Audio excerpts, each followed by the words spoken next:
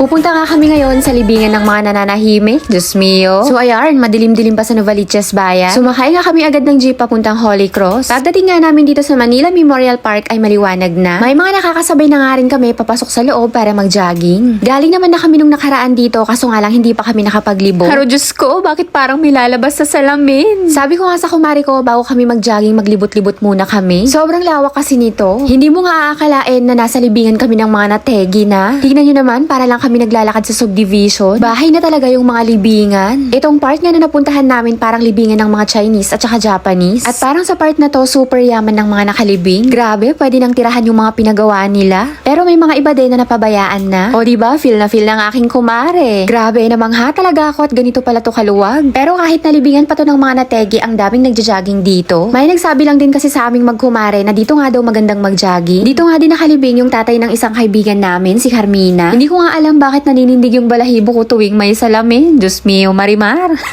Pero maganda nga dito mag-jogging kasi maraming puno, malamig tapos napakaluwag. Ganun-ganun nga lang yung lakad namin pero pagod na kaming dalawa. Di nga namin akalain na ganito kaluwag pala to. Noong unang punta kasi namin dito, dun lang kami sa bungad, yung mga walang bahay yung libingan. Marami pa nga kaming nadaanan na bagong gawa at pinapagawa pa lang. Naubos na nga yung oras namin kakalibot. Kahit nga hindi na kami tumakbo ay sulit na sa lakad.